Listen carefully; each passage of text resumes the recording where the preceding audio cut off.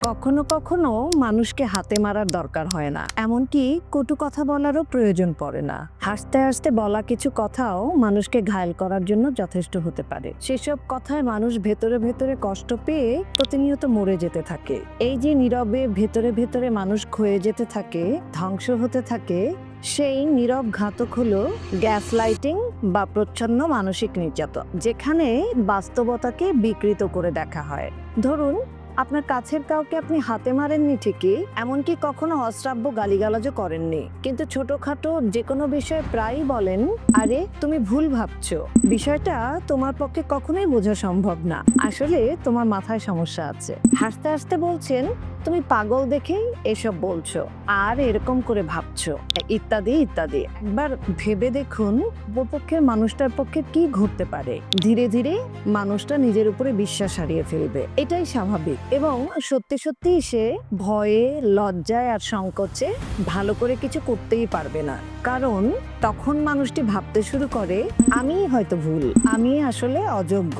কারণ আপনাকে সে ভালোবাসে, বিশ্বাস করে, ভরসা করে, না পারলেও কিছু না কিছু পারে, কিন্তু তাকে অসম্মান করা বা হেয় করার জন্য আপনি মিষ্টি হেসে যে তার বাস্তবতাকে বিকৃত করছেন, এটাই এক ধরনের প্রচ্ছন্ন মানসিক নির্যাতন।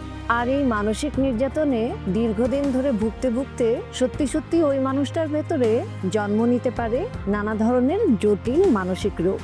এমনকি দিনের পর দিন এরকম ভুগতে ভুগতে কেউ কেউ সত্যিই মানসিকভাবে ভারসাম্য হারিয়েও ফেলতে পারে। এরকম উদাহরণ একটু লক্ষ্য করলেই আপনার চারপাশে দেখতে পারেন। মনে রাখবেন, যে আপনাকে আপনার নিজের উপরে সন্দেহ করতে শেখায়, সে কখনোই আপনাকে ভালোবাসে না, তা তিনি আপনার যত কাছের মানুষই হন না কেন। এই প্রচ্ছন্ন মানসিক নির্যাতন বা গ্যাস লাইটিং সম্পর্কে সচেতন হবার সময় এসেছে। নিজে সচেতন হন এবং অন্যকে সচেতন করুন। দেখবেন আমাদের চারপাশে এরকম মানসিক নির্যাতনের ঘটনা অহরহ ঘটছে। হয়তো আপনার আমার আচরণ থেকেই ঘটছে, যা আমরা চোখে দেখছি না, এবং চোখে দেখছি না বলে অন্যের সাথে কি আচরণ করছি তা অনুভব করার কোনো চেষ্টাই করছি না, বরং ভাবছি যা করছি ঠিকই করছি। অথচ আমাদের অজান্তেই সেই আচরণ আমাদের কাছের মানুষটাকে ভেতর থেকে শেষ করে দিচ্ছে। এই যে আমাদের যেসব আচরণগুলো নীরব দানবের ভূমিকা পালন করছে, সেই দানবটির নামই গ্যাস লাইটিং।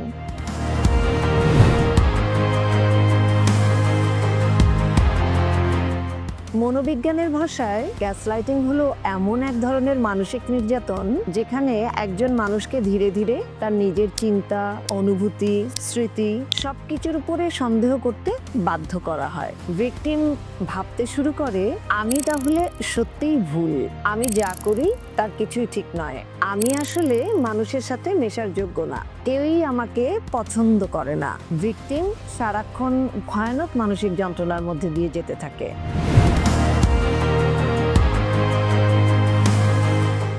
আগেই বলেছি, শুধু স্বামী স্ত্রীর মধ্যে নয়, বন্ধু, পরিবার, ভাই বোন, সহকর্মী, আত্মীয় স্বজন, যাদের আমরা বিশ্বাস করি, যাদের সবচেয়ে কাছের মানুষ ভাবি, তারাই গ্যাস লাইটিং করে থাকেন সবচেয়ে বেশি। কারণ কাছের মানুষের কথার উপর আমরা ভরসা করি সবচেয়ে বেশি। আর সেই সুযোগটা নিয়ে কাছের মানুষগুলো যারা বলেন তারা আমার আপনার ভালো চায়, তারাই এই ধরনের আচরণগুলো করে থাকেন, যার মাধ্যমে অপর মানুষটির ভালো তো হয়ই না, বরং ভয়ঙ্কর প্রচ্ছন্ন মানসিক নির্যাতনে অনেক সময় তিনি পাগল হয়ে যেতে বসেন, কখনো কখনো পাগল হয়েও যান।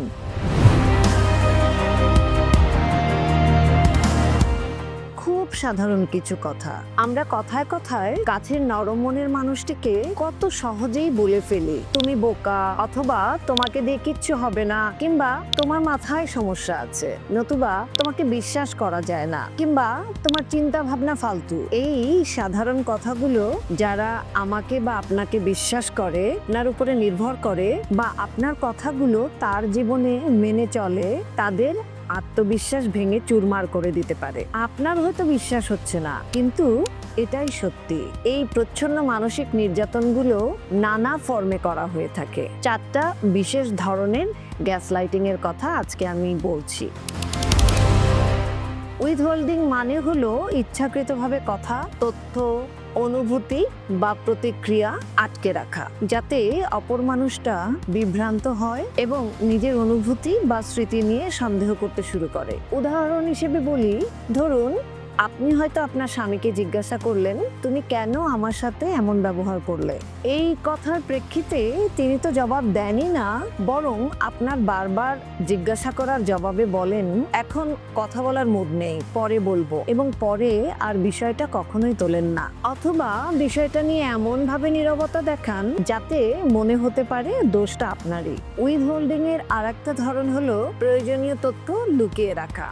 যারা এরকম করেন তারা নিজে নিজেই হয়তো কোনো সিদ্ধান্ত আগেই নিয়ে ফেলেন। তাকে যদি জিজ্ঞাসা করা হয়, কেন তুমি আমাকে না জানিয়ে সিদ্ধান্তটা নিলে, তখন বলেন, আমি তো তোমাকে আগেই বলেছিলাম, তুমিই ভুলে গেছো। অথচ আসলে সে কিছুই জানায়নি। উইথ হোল্ডিং এর তৃতীয় ধরনটা হলো, আপনি যখন আপনার পাশের মানুষটার কাছে আপনার মনের কষ্ট প্রকাশ করছেন, তখন হয়তো তিনি সেটাকে পাত্তা না দিয়ে বলছেন, তুমি একটু বেশিই ভাবছো, এটা নিয়ে এত ভাবার কি আছে, এবং তিনি আপনার অনুভূতির কোনো গুরুত্বই দিচ্ছেন না।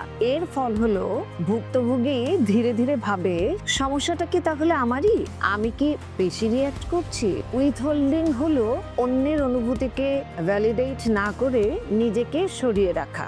এটা প্রচ্ছন্ন মানসিক নির্যাতন করার অন্যতম কৌশল। ট্রিভিয়ালাইজিং এর মানে হলো অন্যের অনুভূতি, সমস্যা বা অভিজ্ঞতাকে ছোট করে দেখা এবং তুচ্ছ তাচ্ছিল্য করা বা অন্যকে হেয় করা। ধরুন আপনার বেস্ট ফ্রেন্ড যখন আপনাকে কিছু বলে, আপনি ঠিকই মন দিয়ে শোনেন, কিন্তু আপনি যখনই আপনার কোনো কষ্টের কথা বা সমস্যার কথা তাকে বলেন, তখনই সে সেটাকে নানাভাবে উড়িয়ে দেয়। আরে এত ছোট ব্যাপার নিয়ে কান্নাকাটি করছো কেন? সবকিছু নিয়ে বাড়াবাড়ি করা তোমার একটা স্বভাব। কিংবা ধরুন আপনি আপনার একটা গোপন দুর্বলতার কথা তাকে বললেন, সেটা দেখবেন সবাইকে সে বলে দিচ্ছে, সেটা নিয়ে হাসাহাসি বা মজা করা, এভাবেই অন্য মানুষের অনুভূতিগুলো নিয়ে তুচ্ছ তাচ্ছিল্য বা মজা করা, এটাও এক ধরনের ভয়ঙ্কর মানসিক নির্যাতন। ডিনায়াল মানে হলো কাছের মানুষের সাথে করা নিজের ভুল অথবা অন্যায় কোনো আচরণ বা ঘটনার সত্যতা অস্বীকার করা, এমনকি প্রমাণ থাকলেও তা অস্বীকার করা। দেখবেন আপনার কোনো আপনজন হয়তো আপনাকে হাসতে হাসতে অথবা কৌতুক করে কিংবা খোঁচা মেরে পরোক্ষভাবে অপমান করছে।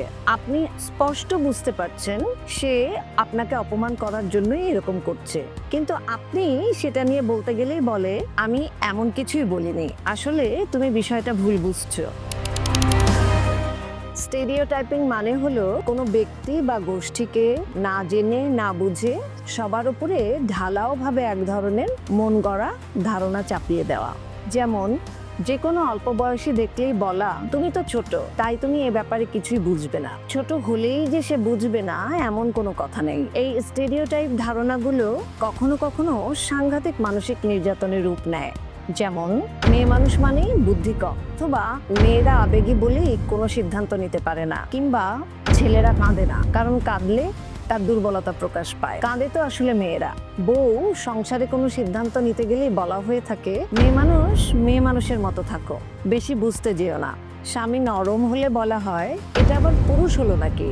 শ্বশুর বাড়িতে গেলে ভাবা হয়, বউ মানেই সন্দেহজনক, নজর রাখতে হবে। প্রেমে পড়ে মেয়েটা কষ্ট পেলে বলা হয়, মেয়েরা তো এমনই, নাটক করে বেশি। পুরুষ তার পরিবারকে সময় দিলে বলা হয়, বউয়ের কথায় চলে, ভেড়া মার্কা পুরুষ মানুষ। ডিভোর্সড নারী মানেই চরিত্রে সমস্যা আছে, এমন ধারণা করা হয়ে থাকে। মেয়েরা বেশি কথা বললে বলা হয়, এদের মুখ বেশি চলে, তাই সংসার টেকে না। স্বামী রাগ করলে সেটা স্বাভাবিক, কিন্তু বউ রাগ করলে তাকে বদমেজাজি বলা হয়ে থাকে। ঘরের পুরুষটি কাজে গেলে মুরব্বীরা বলেন, তোমার বাবা অফিসে গেছে, আর নারীটি কাজে গেলে বলা হয়, তোমার মা বাইরে গেছে। এরকম লক্ষ লক্ষ স্টেরিওটাইপ প্রচ্ছন্ন মানসিক নির্যাতনের উদাহরণ ছড়িয়ে রয়েছে আমাদের চারপাশে। মনে রাখবেন, প্রচ্ছন্ন মানসিক নির্যাতন, গ্যাসলাইটিং এর এই প্রতিটি ধাপই ভিকটিমকে আরো দুর্বল করে তোলে। সে ভেতরে ভেতরে রোজ মরে যেতে থাকে।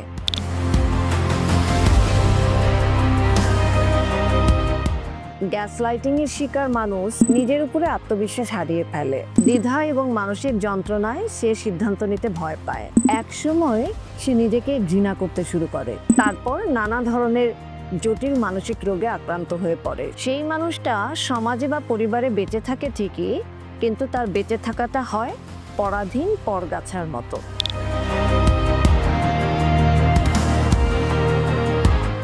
কি করে এই ধরনের মানসিক নির্যাতন থেকে নিজেকে মুক্ত করবেন? গ্যাস লাইটিং থেকে মুক্তি পাওয়ার প্রথম ধাপ হলো সচেতনতা। অপরপক্ষের মানুষটি যত কাছেরই হোক না কেন, খেয়াল রাখবেন তিনি যেন আপনাকে কখনোই টেকেন ফর গ্রান্টেড করে না নেয়। আপনি আপনার অনুভূতিগুলোর ব্যাপারে সচেতন থাকবেন। যারা নরম মনের এবং গ্যাস লাইটিং এর শিকার, তারা সবসময় মাথায় রাখবেন আপনার ভুল হতেই পারে, কিন্তু সব সময় সব দোষ আপনার নয়। তাই নিজের অনুভূতিকে বিশ্বাস করুন, নিজের উপরে ভরসা রাখুন। সব দোষ আমার এই ভাবনাটা আজকে থেকে থামান। অযথা ঝগড়াঝাটি না করে, তর্কে না গিয়ে এবং নিজেকে দোষারোপ না করে অ্যাসার্টিভ হয়ে কথা বলুন। প্রমাণ রাখুন, লিখে রাখুন। প্রয়োজনে বিশ্বস্ত অথবা প্রফেশনালের সাহায্য নিন। আর সবার জন্য ছোট্ট একটা বার্তা দিতে চাই, মনে রাখবেন আপনাকে যারা ভালোবাসে, বিশ্বাস করে, ভরসা করে, আপনার বলা কোনো কথা তাদের জীবনটা ভালো বা খারাপ দুইভাবেই বদলে দিতে পারে। তাই যদি চান তাহলে মানুষের ভালোটাই করুন, কারো মানসিক নির্যাতনের কারণ হবেন না। দয়া করে কাউকে গ্যাস লাইটিং করবেন না। গ্যাস লাইটিং শুধু আচরণ নয়, এটা এক ধরনের নীরব হত্যার প্রক্রিয়া, কিন্তু সচেতন থাকলে এই দানবকে হারিয়ে দেওয়া সম্ভব।